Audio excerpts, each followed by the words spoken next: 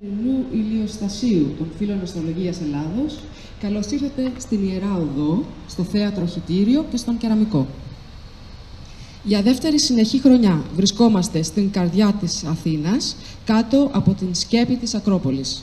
Είμαστε πολύ χαρούμενοι γι' αυτό και σας ευχόμαστε να έχετε μια καλή, επικοδομητική και δημιουργική ημέρα, μα κυρίως μια μέρα που θα απολαύσετε γνώση και επικοινωνία. Ονομάζομαι Κωνσταντίνα Βλαχοπούλου και από τη θέση για φέτος της Προέδρου σας καλωσορίζω στο δεύτερο φεστιβάλ Θερινού Ηλιοστασίου των Φίλων Αστρολογίας Ελλάδος. Οι Φίλοι Αστρολογίας Ελλάδος είναι μια ένωση για την διάδοση της αστρολογίας στην Ελλάδα και την ανάπτυξη της αστρολογικής παιδείας. Η ένωση αυτή έχει από την 1η Σεπτεμβρίου του 2013 πάρει τη μορφή μη κερδοσκοπικής εταιρείας με την ίδια επωνυμία. Έδρα της εταιρείας είναι η Αθήνα και έχει αυτή τη στιγμή 49 μέλη, αλλά και αρκετούς εγγεγραμμένους φίλους που αυξάνονται με ρυθμό ιδιαίτερο. Σας ευχαριστούμε όλους θερμά. Η εταιρεία διοικείται από διοικητικό συμβούλιο που εκλέγεται ανά 2 χρόνια.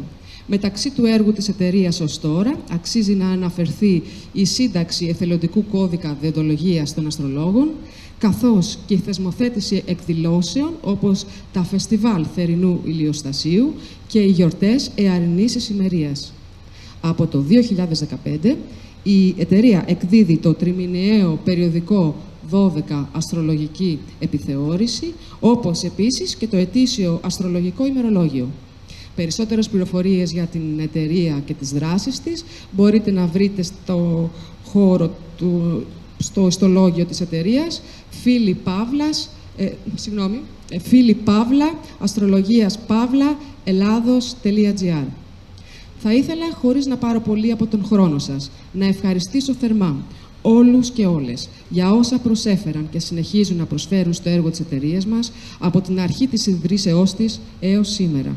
Ευχαριστώ επίσης θερμά όλους όσους προσέφεραν την ανιδιοτελή τους εργασία, ώστε η σημερινή μας εκδήλωση να γίνει ένα πραγματικό γεγονός. Θα ήθελα να τονίσω ότι σε αυτά τα λίγα χρόνια λειτουργίας μας έχουμε διοργανώσει αρκετές εκδηλώσεις που όλες έγιναν και διοργανώθηκαν κάτω από το κλίμα της ανιδιοτελούς προσφοράς. Το ίδιο ισχύει και για το περιοδικό μας, αλλά και για το ημερολόγιο.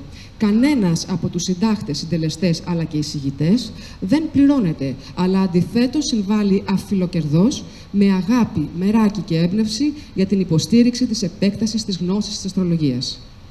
Όλοι μαζί, με όραμα την αστρολογία, οδεύουμε πάντα προς τα εμπρός.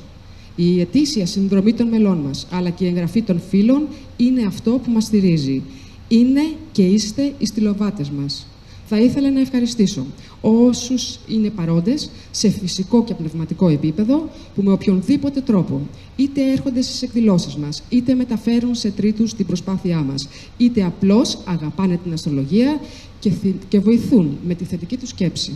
Όλα αυτά μαζί συμβάλλουν με τρόπο δημιουργικό για μια αστρολογία που της αξίζει. Θα θέλαμε να σας καλέσουμε να διαβάσετε τον κώδικα δεοντολογίας. Για την περίπτωση που τον διαβάσετε και συμφωνείτε, σας ζητάμε να τον ενισχύσετε με την πολύ σημαντική υπογραφή σας. Είτε είστε επαγγελματίες, είτε είστε ερασιτέχνες, είτε είστε ερευνητές ή απλώς αγαπάτε και στηρίζετε την αστρολογία. Όλοι έχουμε γνώμη και όλοι μαζί είμαστε άξονας. Άξονας που ενώνεται από τους κρίκους της γνώσης και της υπηρεσίας.